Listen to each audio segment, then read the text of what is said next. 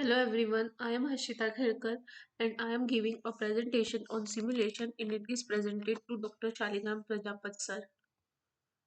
The first point is the purpose of simulation. It is the use of a mathematical model that behaves in the same manner as the system under study. The purpose of a simulation model is to give management and insight into the behavior of the system and to give information about possible alternative actions. By changing parameter values and testing different proposed solutions to a problem, simulation can provide an insight on how the system behaves under various conditions and help management to evaluate the available options. The second point is the strength, weaknesses, and limitations. The information obtained from the simulation model can be used to study the behavior of the system without disturbing the system or to compare various proposed solutions and actions without actually implementing those actions. It is generally easier to understand a simulation model than an analytical model. Furthermore, with the recent technology advances, computer animation can give a visual representation of a model and enable managers to better understand the model. Simulation is very flexible and can be used to represent very complex systems. The quality of results depends on the quality of inputs. Gathering data to generate input values can be time consuming and expensive. Building a model requires time, effort, and expertise, and the output can be hard to interpret.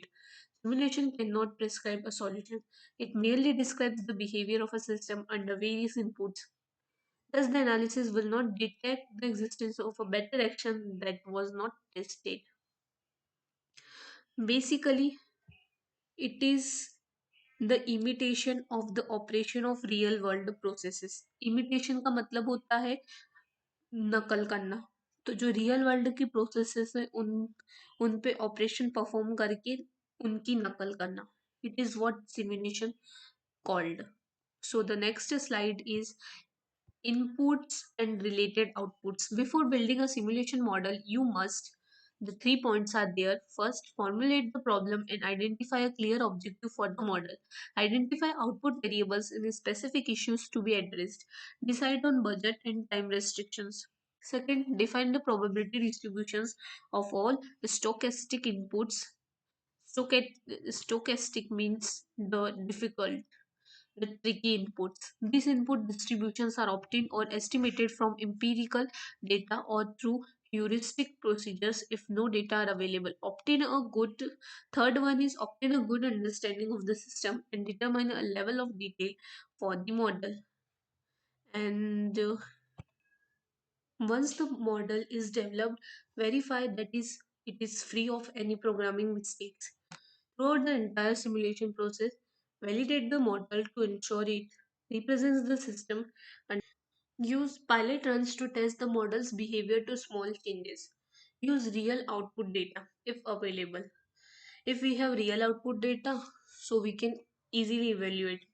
To evaluate simulated output, after verifying and validating the model, make multiple simulation runs to gather output data. Use statistical techniques to analyze the output and make inferences about the performance of particular designs. Simulation and Turing theory are mathematically based techniques that can be applied to similar problems. Simulation is often used to support network analysis and network routing. The fourth point is concepts. Simulation models imitate real life systems. The models frequently deal with stochastic rather than deterministic inputs. Stochastic मैंने बताया था means tricky um, deal with tricky things rather than deterministic things, the real inputs. These inputs have probabilistic components that can be modeled through the use of random numbers. Simulation languages and spreadsheets have built-in probability functions that allow the user to generate values from certain probability distributions. Simulation models can be categorized into three groups: Monte Carlo simulations, discrete simulations, and continuous simulations. Discrete and continuous simulations are often called system simulations. The main difference between Monte Carlo and system simulations is the effect of time. In Monte Carlo simulation, time plays no substantial role, while in system simulation, time is an important part of the model. In discrete simulation, variables change instantaneously at particular points in time. While in continuous simulations, variables change continuously. Continuous models typically use differential equations and have applications in the engineering field. So, from the three categories, the first category is Monte Carlo simulation. Monte Carlo simulations have one or more random inputs, and the passage of time plays no substantial role. Random numbers are used to generate values from the input distributions. Typically, the output depends on these probabilistic inputs and takes on different values with repeated simulation trials. The outcomes of consecutive simulation trials are independent of each other, and standard statistical methods can be used to analyze the results. Moreover, risk analysis can be performed to evaluate the potential loss resulting from a decision. Most popular spreadsheets have built-in probability functions and allow repeated sampling. Furthermore, a spreadsheet adds in make it much easier to perform simulations and generate important statistical information that facilitates the analysis of the output. And the next one is after Monte Carlo simulation, we will see its sub-point, which is output analysis. First, we will see the diagram. So this is the example of Albert's bakery store. In this total 11 columns, first column is Albert's bakery shop, unit production cost, unique selling price. This is third and fourth point, and the sixth and seventh point are daily production demand. Cost of production is 8, the revenue is 9, and the 11th point is total profit. In these three columns, A, B, C, and the unit production cost is 3.1, unit selling price is 5, daily production is 9, and the demand equals to round, which is R&D 0, 12, comma 0, comma 0. Cost of production is B3 into B6, and revenue equals to B4 into minimum. MIN is minimum, B6 ratio B7, and the total profit is the sum of B10, B9 minus B8. So this is the spreadsheet set up for Albert's bakery store. And output analysis, the out in it is in the output analysis, the output variable in this example is profit. Whenever demand changes in cell B7, profit also changes. Furthermore, the daily production value in cell B7 affects profit. To analyze this problem, multiple simulation trials are necessary for each production value. Using a two-way table in Excel, this is the Excel. In the next slide, we see that the Excel sheet, the profit was generated for 1,000 simulation trials and 6 different production values. For each production value, the average, standard deviation, minimum and maximum profit values were calculated using the AA average, which is in all capital letters, standard deviation, STDEV, minimum, MIN, and the maximum, MAX functions. So the next slide is the figure of simulation results for Albert's bakery store. In these 7 columns are there A, B, C, D, E, F, G, and the 7 points, that is daily production average, standard deviation, minimum, maximum, and the sixth is trials with profit less than 5, seventh is probability or risk. And these are the values. You can see that B column, C column, D, F, E, F, and G. And the summary statistics of the simulation trials are shown in 19.2. That is previous slide. A daily production of a daily production value of 12 maximizes average profit at 19.335 with a standard deviation of 5.652.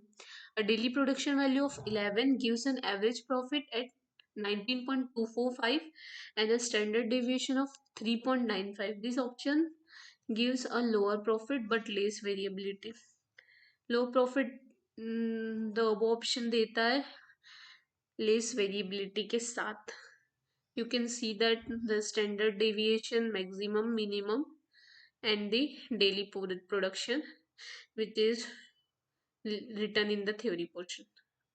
And our next point is 4.1 ka sub part, that is risk analysis. Risk is the potential occurrence of an undesirable outcome when a decision must be taken in the presence of uncertainty. Risk is minimized when daily production is 9 but profit is low at this level. Production daily production is 9 but जो profit है वो low रहता है. And the next point 4.2, discrete simulation. Discrete simulations represent systems in which changes occur instantaneously at particular points in time.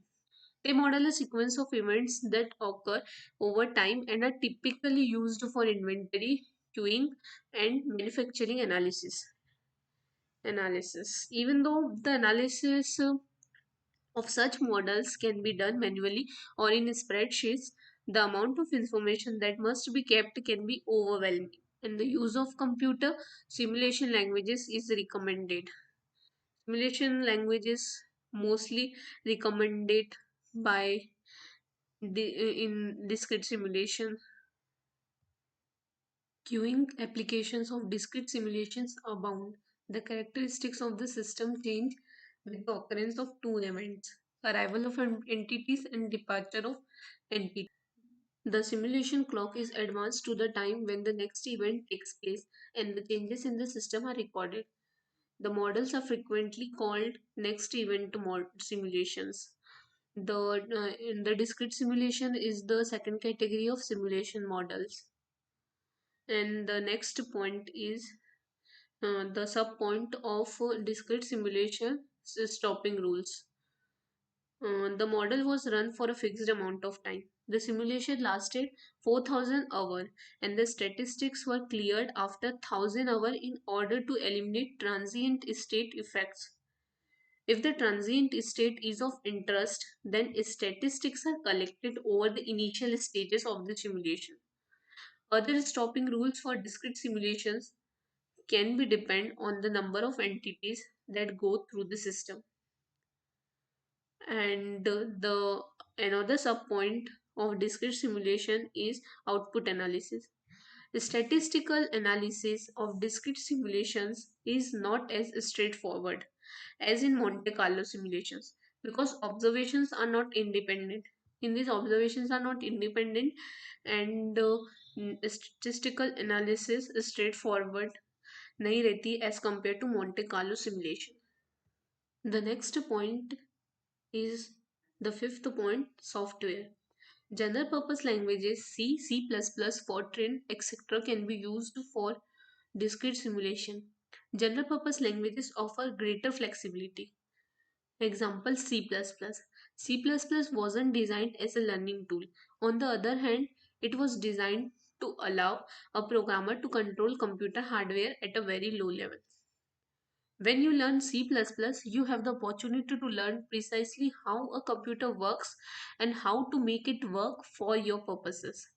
With C++, you will need to code everything, and it will not be an easy process to develop this skill, but it will certainly be paid off.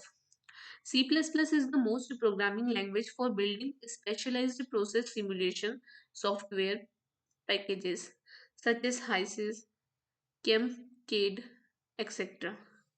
There are no paid licenses needed, so start learning C++ even today.